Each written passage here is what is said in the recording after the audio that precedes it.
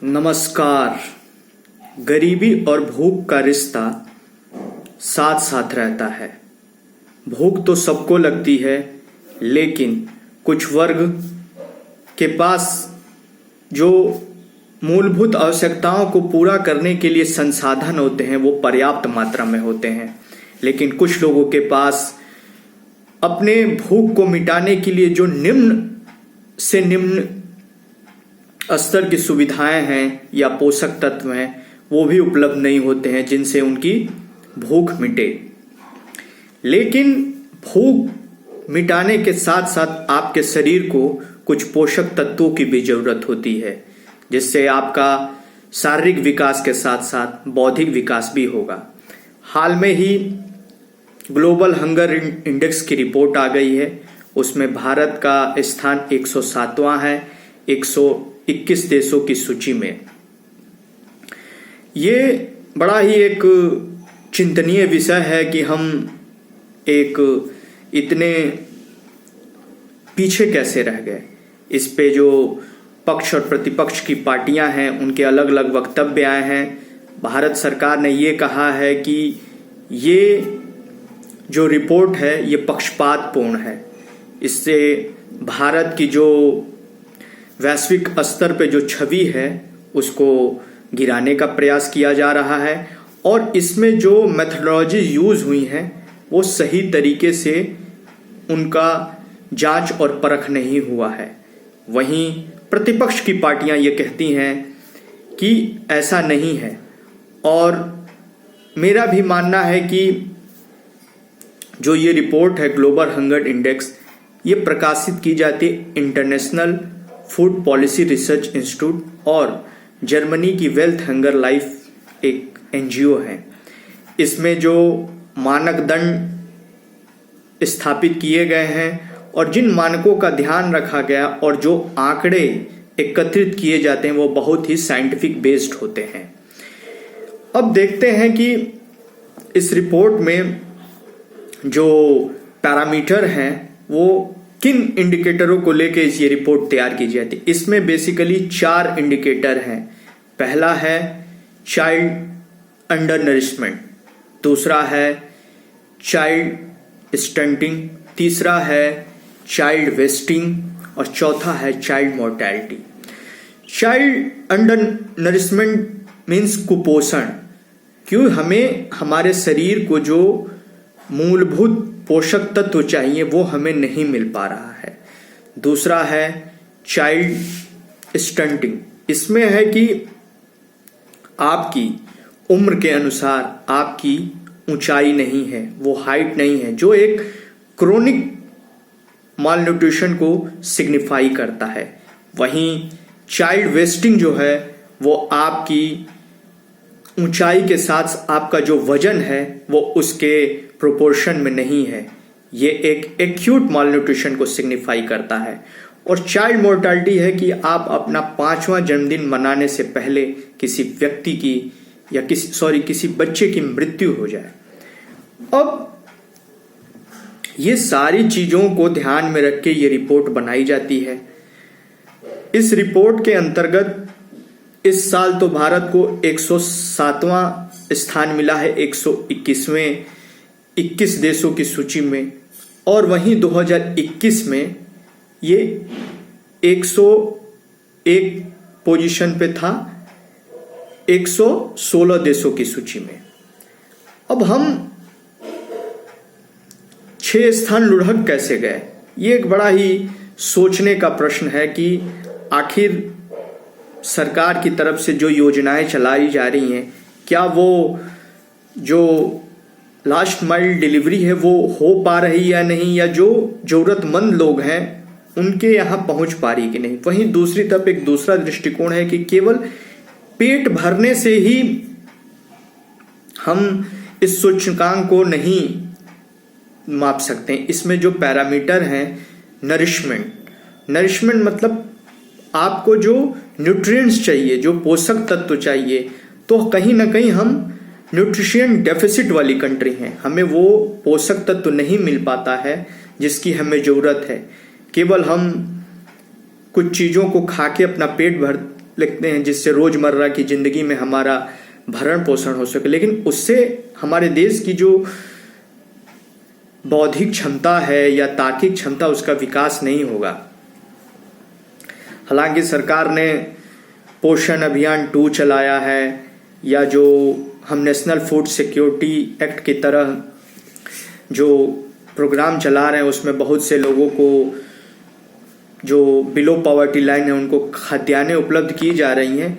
ये सरकार का कहना है कि कहीं नेशनल फूड सिक्योरिटी एक्ट को जो हम इतने बड़े पैमाने पे चला रहे हैं उसका ध्यान नहीं रखा गया है, लेकिन कहीं ना कहीं सब ये मानते हैं कि जो न्यूट्रिएंट्स एक बहुत बड़ी आबादी को चाहिए उनको अपने जीवन यापन के लिए, वो कहीं ना कहीं मिल नहीं पाता है। अभी हम उतने सक्षम नहीं हुए हैं कि हम अपने देश के सारे नागरिकों को उचित मात्रा में जो पोषक तत्व हैं वो उपलब्ध करा पाए। अब नीति आयोग ने भी अपनी जो सस्टेनेबल डेवलपमेंट गोल की एक रिपोर्ट बनाई।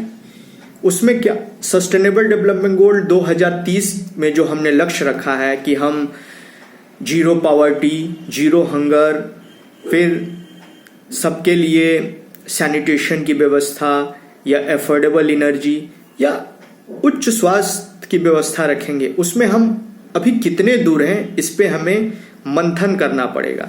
नीति आयोग ने अपनी जो सस्टेनेबल डेवलपमेंट गोल की जो रिपोर्ट बताई उसमें उन्होंने ये दर्शाया है कि अब भी 25% लोगों के पास अपनी मूलभूत आवश्यकता को पूरा करने के लिए संसाधन उपलब्ध नहीं है, जिसमें अभी झारखंड, उत्तर प्रदेश, बिहार, असम, ये सारे राज्य बहुत ही पीछे हैं। जिनकी रैंकिंग में जो होती है वो रैंक नीचे से इनकी रैंकिंग होती है। अब ग्लोबल हंगर इंडेक्स में भारत की रैंकिंग यदि पड़ोसियों से कंपैरिजन की जाए तो ये बड़ी आश्चर्यजनक की बात है कि जहां हमसे आगे नेपाल है, अफगानिस्तान है, श्रीलंका है, ये सारे देश हमसे आगे हैं हंगर इंडेक्स में। इसकी क्या वजह है? हालांकि बांग्लादेश ने तो अपने सोशल इंडिकेटर्स में काफ़ी इंप्रूवमेंट किया, जिसकी वजह से वहाँ की पर कैपिटा इनकम भी भारत के लोगों से ज़्यादा हो गई है। लेकिन पूरी जो रिपोर्ट का एक मूल है कि हम न्यूट्रिशन पे फोकस नहीं कर रहे हैं। हम अभी भी न्यूट्रिशन डेफिसिट कंट्री हैं। हमारे यहाँ के लोगों को उचित मात्रा में जो पोषक तत्व हैं वो नहीं मिल पा रहे हैं। फिर अब गरीबी की तरफ हम अपना रुख करते हैं।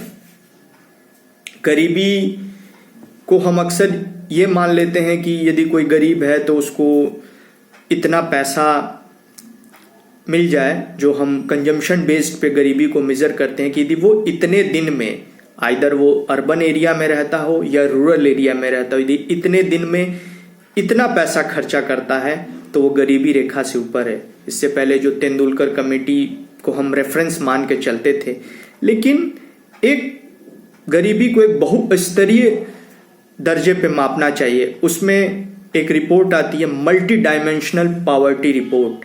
ये रिपोर्ट प्रकाशित की जाती है Oxford poverty and human development initiative और United National development programme UNDP के उसमें।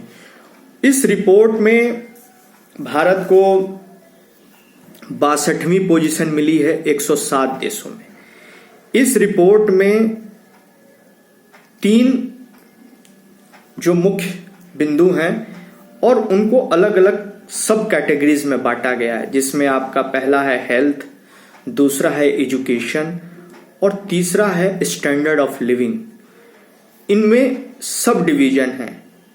हेल्थ में आपका न्यूट्रिशन है, चाइल्ड मोर्टेलिटी है, एजुकेशन में आपका ईयर ऑफ स्कूलिंग है और स्कूल अटेंडेंस है। वहीं स्टैंडर्ड ऑफ लिविंग में आपके पास कुकिंग ऑयल, पीने का पानी, बिजली, घर और एसेट्स, आपके पास जो एसेट्स कितने हैं। तो इन सारे इंडिकेटरों का एवरेज लेके हम मल्टी डायमेंशनल पॉवर्टी इंडेक्स को मापते हैं।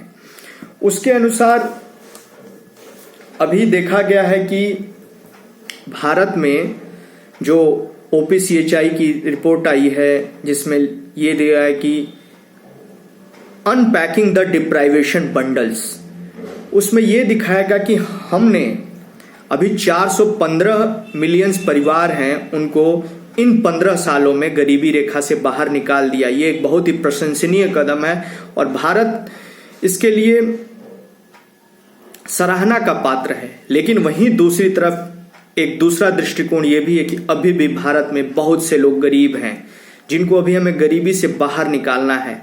सरकारों को इस दिशा में अभी बहुत प्रयास करना है जिससे हम उन्हें गरीबी से निकालकर उन्हें जो पोषक तत्व हैं वो उचित मात्रा में प्रदान करें जिससे उनका सर्वांगीण विकास हो।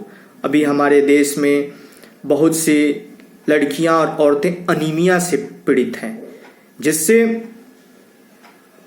बाल्यावस्था से जो उनकी बौद्धिक या शारीरिक क्षमता का विकास होता है वो कहीं ना कहीं रुक जाता है। हमें इस बात पे फोकस करना चाहिए। बहुत सी स्कीमें चलाई जाती हैं आंगनवाड़ी स्तर पर लेकिन कहीं ना कहीं जो ब्यूरोक्रेटिक अपैरेटस है उनके बीच में या सरकार के बीच में जो ब्रिज है वो कहीं ना कहीं बीच में टूट जाता है और वो जो कम्युनिकेशन गैप है उसकी वजह से जो कार्यक्रम चलाए जाते हैं उनका सही तरीके से इम्प्लीमेंटेशन नहीं हो पाता है। हमें इसके लिए एक प्रॉपर मॉनिटरिंग सिस्टम बनाना पड़ेगा जिसके थ्रू उस मॉनिटरिंग सिस्टम से उन लोगों को अकाउंटेबल रखना पड़ेगा कि आपको जो काम दिया जा रहा है वो लास्ट माइल डिलीवरी में पहुंच पा रहा है कि नहीं। ये सारी चीजें यदि हम एक प्रॉपर प्लानिंग के थ्रू एक दृढ़ इच्छा शक्ति के साथ करेंगे तो कहीं ना कहीं हमने बहुत हद तक इसमें सुधार किया और हम जो अपना सस्टेनेबल डेवलपमेंट गोल है 2030 उसको पूरा कर पाएंगे। लेकिन अभी तक तो ऐसा नहीं लगता है और अभी हमें बहुत प्रयास की जरूरत है क्योंकि गरीबी और भूख से हमारे देश में बड़ा ही एक उसकी विश्व पटल पर जो छवि है वो बड़ी ही खराब होती है। इसके संदर्भ में 2012 में प्रधानमंत्री मनमोहन सिंह ने इस बात को स्वीकार किया था कि जो कुपोषण है यह हमारे देश के लिए शर्म का विषय है।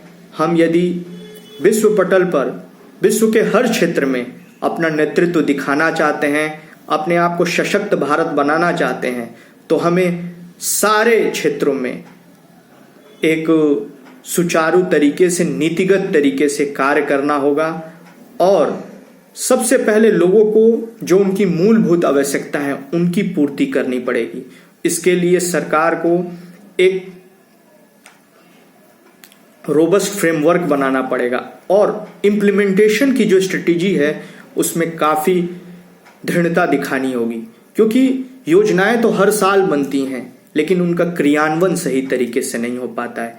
गरीबी तो हम दूर कर पाएंगे लेकिन गरीबी के साथ साथ हमें भी बहुत सी चीज़ों का ध्यान रखना है जिससे हम सारे लोगों को एक right to life with dignity, ये बहुत बड़ा मसला है कि जिंदगी जीने का अधिकार तो सबको लेकिन वो सम्मान के साथ तब जी पाएंगे जब वो अपनी मूलभूत आवश्यकताओं को पूरा कर पाएंगे। और ये दायित्व है सरकार क्योंकि जनता ने उनको अपने वोट के द्वारा वहां तक पहुंचाया है तो अपने लिए उनको कानून बनाने का अधिकार दिया है। यदि वो कानून बनाकर और उस नीतियों को जनता तक पहुंचाने में असक्षम हो रहे हैं तो कहीं ना कहीं वो अपने दायित्व का निर्वहन सही तरीके से नहीं कर पा रहे हैं। और यदि वो सही तरीके से अपने दायित्व का निर्वहन नहीं करेंगे तो भला कैसे हम भारत को सशक्त, सुदृढ़ और महान बना सकते हैं। क्योंकि कोई देश महान तब बनता है जब वहाँ के नागरिक सशक्त रहें, सुदृढ़ रहें, वैचारिक दृष्टि से बहुत उच्च रहें। और वो वैचारिक दृष्टि या बौद्धिक क्षमता तब आएगी जब लोगों को पर्याप्त मात्रा में भोजन, वो जो पोषक तत्वों से भरपूर हो, एक मिनिमम स्टैंडर्ड हो जिससे लोग किसी भी कार्य क्षेत्र में जुड़े रहें, अपनी संपूर्ण योग्यता का वो उपयोग करें और स्वस्थ रहें। ये भारत के लिए बहुत जरूरी है, क्योंकि स्वस्थ भारत रहेगा तभी सशक्त भारत रहेगा। जय हिंद।